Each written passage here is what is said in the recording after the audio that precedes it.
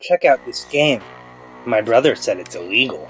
And that's what my friend told me as he handed me the paper disc sleeve. Inside of it was a copy of Manhunt 2 for PlayStation. This was my first experience into the dingy, lo-fi horror genre that was Manhunt, and I've been hooked ever since.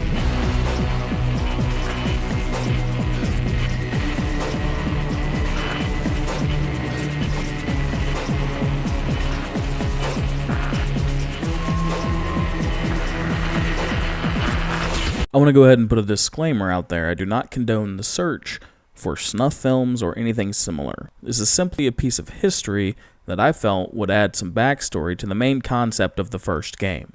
Before we get too deep into the game's history, we'll go ahead and discuss the key element here, that being snuff films. Snuff films are defined as the filming of murder or suicide on camera. Now, it's often debated whether snuff films can even be considered that unless it's for the sole purpose of financial gain. We're looking for a specific surveillance tape. A young woman's murder in the parking lot of the Century East Athletic Club by a masked assailant, September 23rd, 2008. Oh yeah, I got that one. Kinda lame though. 2 shots. Dead. The first instance many point to as the origin of the term is in regards to the Manson family murders.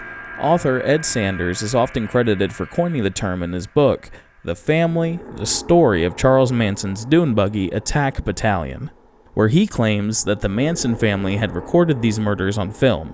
Of course, these films have never actually been found by police, or at least the information of them finding it have never been released to the public on record. Some years later, in 1976, there was finally a film that decided to exploit the morbid curiosity of those who wanted to believe in them.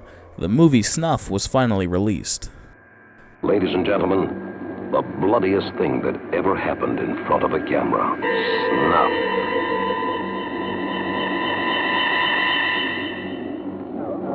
The movie itself seemed opportunistic. It was originally called Slaughter until it was recut and renamed Snuff. And now, the urban legend of Snuff was on the rise, making appearances in all kinds of horror mediums to come. Continuing to be seen in films such as Cannibal Holocaust, which had the actors and actresses in the film disappear from public appearances for some time to create a sense of realism, even going as far as to feature actual animal death and killings to create realism. These were often the closest things to snuff people could find that I was able to find out about. However, in the present day, it's not hard to find on-screen deaths. Defining them as snuff is always argued about, due to the idea of whether they're being made for profit or not. The internet seems to have a dark fascination with these things at times. Even people discussing dark ideas such as red rooms, where you pay to watch live-streamed murder, which many would consider snuff due to the profit that is being made off of the horrendous crime. That is what brings us to the overall concept of the first Manhunt game.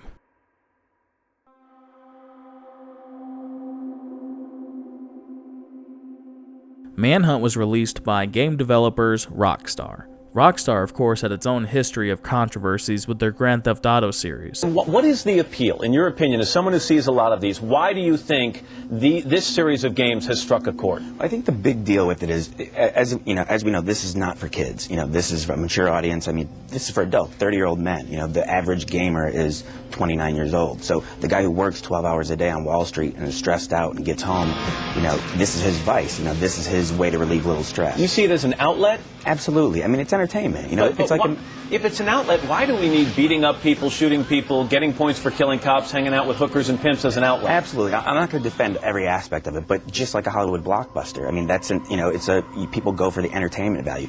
However, in November of 2003, Rockstar would set a new tone for dark gaming. Development had begun in the early 90s by Rockstar North, and upon releasing a preview of the game, it was quite clear that the game was going to be Rockstar's darkest in terms of tone. A former employee of Rockstar had even said that the game almost created a mutiny from within Rockstar North, because of the game's atmosphere and violent nature. Claiming the game was different from the Grand Theft Auto series, you never had to hurt someone. In Grand Theft Auto, you could play completely ethically, while in Manhunt, that wasn't the case. In this third-person perspective game, you control James Earl Cash, a death row inmate who you see is about to be put to death right at the beginning of the game. A very strange opening for a game that would only get stranger as it continued. You, James Earl Cash, are dead. At least that's what's believed by the public. You had been saved by a mysterious voice and figure known only to you as the director. Hey, tough guy, wake up. You're not dead. Well, not yet, anyway. You get a second chance. Another throw of the dice. As far as the world is concerned, you died back in the chamber. Justice was served. James Earl Cash is rotting in hell. The director communicates with you through an earpiece. This mysterious figure wants to give you a second chance. However, this second chance doesn't come free. You have to participate in the director's snuff film. At the beginning of the game, you are put into a rough neighborhood and guided by the voice speaking to you through the earpiece, directing you and telling you how to kill these people and that they had been put in front of you, sometimes quite literally. After getting through the neighborhood, you are then kidnapped by the director's masked personal army. They take you to the next location. You have to continue being the star of these demented movies. The game itself is made in a dark and dingy way, truly capturing the idea of underground snuff media, having VHS filters and even security cameras showing off the action when it goes to cutscenes. There even at times seems to be a camera person following Cash around as he fulfills his end of the bargain. The VHS filtering, the static, the camera angles, and even at times the shakiness of it all just adds another element to the game that enveloped me into the sick, twisted world of Manhunt. Along with the aesthetic, you as a player are given a choice. It isn't a choice of whether or not to murder, it's how you murder. There are certain actions in the game that are being the level of executions. Now, the game is a stealth game. You are encouraged to be stealthy. You don't have to. It'll just make the game harder. The executions are variable depending on the weapon and how long you hold down the action button. The second level being violent. The arrows will turn yellow and perform a more violent execution. The longer you hold the button, the more violent the death. And more often than not, the longer the death scene that comes with it. The third and final level being gruesome. The arrows turning red and your character going to kill them in the most violent way the game is able to. Each kill is dependent on which weapon you are holding, suffocating them with a plastic bag, stabbing them with a glass shard, beating them with a bat. It all varies depending on your equipment and how you execute them. Now, many of you might be asking yourself, why would you want to do the more violent actions? I asked myself the same question at the beginning of the game. Why would I want to do that? However, my morbid curiosity kicked in. I began to pick and use the more gruesome ones just to see what they were. And in some cases, you could hear each smack of the bat, the struggle between Cash and his victim, the final breaths of the victim before Cash snuffs them out. Why would you continue to do these actions after you've seen them all? After you've seen which items do what? Well, at the end of the level, or scene as they call them, you are ranked and given a score. More often than not, the more violent the deaths, the better your score. That is often the driving motivation to continue the more violent actions in this game, so the decision is still ultimately up to you. As the director continues to encourage you to do your more violent efforts, and your score continues to go up, what do? Do you continue into the violent world of the game, or do you continue just to scrape by on the bare minimum, just trying to survive?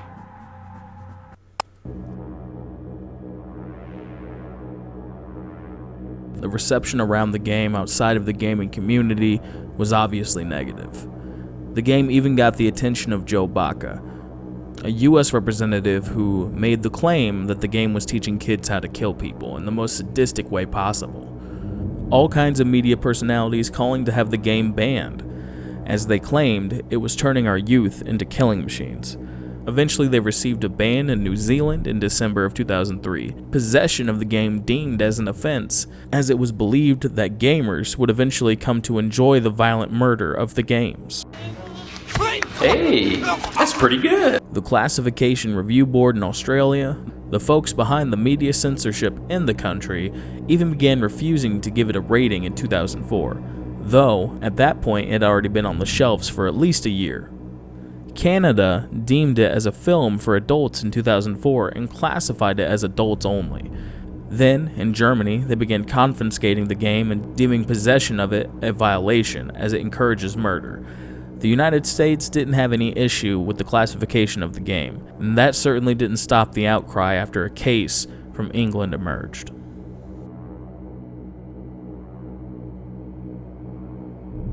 On July 28, 2004, a copy of Manhunt was found in the possession of Warren LeBlanc, who had murdered his friend Stephen Picrew. This caused another uproar and media outcry, even getting well-known anti-video game activist Jack Thompson involved in the case. The game getting taken off of several retail shelves. Jack Thompson claimed he wrote Rockstar and told them not to release the game, saying the game would spark a copycat killer. The judge of the case, however, ruled that Warren was to be deemed solely responsible, and the game wasn't involved in Warren's planning.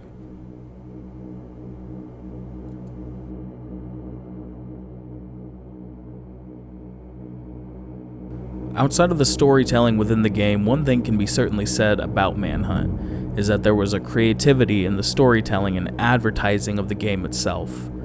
The official Rockstar website of Manhunt was painted like a place to purchase snuff and view snuff. The website had clips and photos of scenes from the game and portrayed them as real.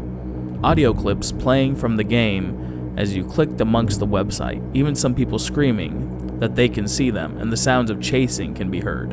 An entire website dedicated to the fictional video enterprise that distributed the films, Valiant Video. The domain has since been purchased and is now a petition to get Rockstar to make Manhunt 3. However, when the game was first released, it was full of snuff propaganda, including Mr. Nasty's made-to-order snuff videos. They even had a fictional marketplace where you could buy plastic bags, baseball bats, blank VHS tapes to record your own films, cleavers, sickles, machetes, and even chainsaws. Along with the shop, there was Mr. Nasty's Hall of Pain, which had stills made in the game's engine.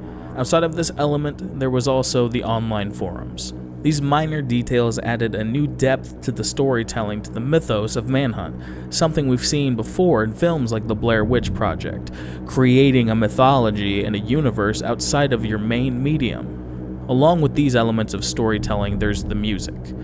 The dingy lo-fi that came along with it is superb. It created a tension with the low menacing pads and instruments, creating a digital hum that you can imagine coming from an old basement-produced VHS tape. The music isn't overbearing. At times, I didn't even really register the music playing because I was too focused on the world around me. Another neat element from my discussions I've had with fellow fans of the game, in the original version of the game, you had an option to put on a set of headphones. Instead of the game audio playing through the headphones, the only thing that could be heard was the director's voice. The rest of the audio would still be playing through the TV, creating another layer of immersion, as you now heard the sounds that the main character Cash could hear. You could hear every bizarre noise the director would make as he watched you take the lives of the cast he put in front of you.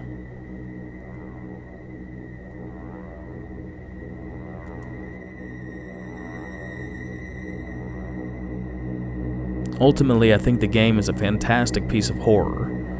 I'm very glad I took part in playing it. It has easily become one of my favorite games and a new interest and obsession of mine as far as the concept of lo-fi horror goes. This game is a standing piece in horror gaming that ultimately, in my opinion, allowed us to push the envelope when it comes to horror gaming. Games that draw a line on whether what you are doing is right or wrong. Games where you play as someone that isn't exactly the good guy, but not the worst person in the game. You're playing this character that has to survive. That's the point of the game. Kill or be killed. And I think that was an interesting take on the gaming world that back in the day made people uncomfortable. Being one of the biggest aspects of horror, to make you uncomfortable, to face a grim reality outside of what we as humans expect to be our norm. At least that's one of my favorite aspects of horror.